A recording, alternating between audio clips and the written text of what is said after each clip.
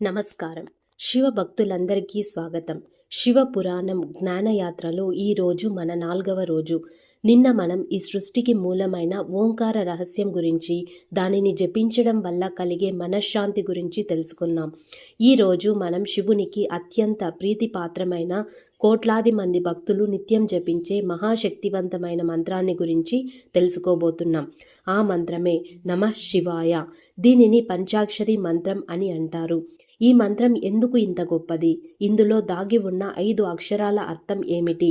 ఈ మంత్రాన్ని జపిస్తే మనకు ఎలాంటి లాభాలు కలుగుతాయో శివపురాణం చెప్పిన విధంగా సరళంగా తెలుసుకుందాం. పంచాక్షరి అంటే 5 అక్షరాలు అని అర్థం.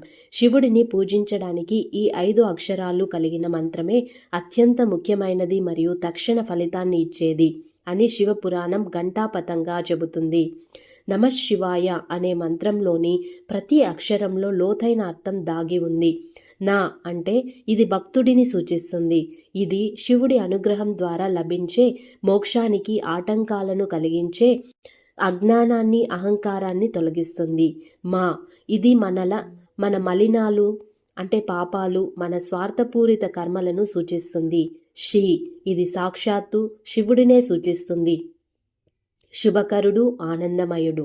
వా ఇది శివుడి అనుగ్రహ శక్తిని సూచిస్తుంది. ఇది ప్రపంచంలో నడుస్తున్న క్రియలకు కారణం. యా ఇది ఆత్మను సూచిస్తుంది, అంటే మనం.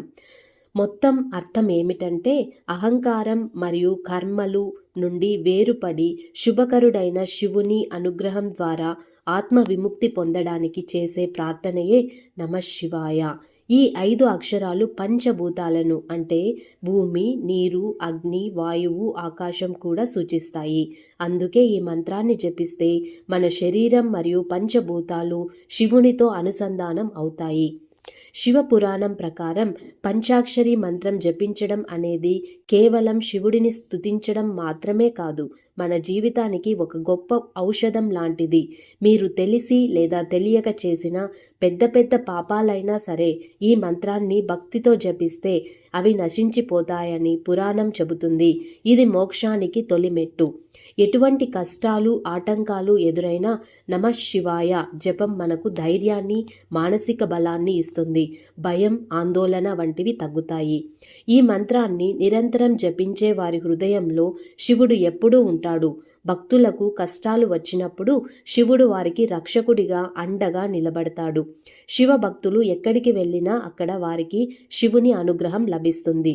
గుర్తుంచుకోండి, మంత్రాన్ని జపించేటప్పుడు దాని అర్థాన్ని, భావనను తెలుసుకొని పూర్తి మనసుతో జపించాలి. ఇది అత్యంత సులభమైన, ఖర్చులేని మరియు అత్యంత శక్తివంతమైన భక్తి మార్గం. మిత్రులారా, ఈరోజు మనల్ని కష్టాల నుండి కాపాడే పంచాక్షరి మంత్రం గురించి తెలుసుకున్నాం. ఈ రోజు నుండే మీ రోజువారీ జీవితంలో ఈ మంత్రాన్ని జపించడం అలవాటు చేసుకోండి. మరి రేపటి 5వ ఎపిసోడ్లో మనం ఒక అత్యంత అద్భుతమైన మరియు చారిత్రాత్మకమైన ఘట్టంలోకి అడుగు పెడుతున్నాం. అదే రుద్రుడు మరియు బ్రహ్మ సంవాదం. బ్రహ్మ, విష్ణువులు ఎవరు గొప్ప అని వాదించుకుంటున్నప్పుడు రుద్రుడు వారికి ఎలాంటి జ్ఞానాన్ని అందించాడు, ఆ కథా విశేషాలను రేపటి వీడియోలో చూద్దాం. ఈ జ్ఞానాన్ని ఇతరులకు పంచడానికి లైక్ చేసి షేర్ చేయండి. ఓం నమః శివాయ.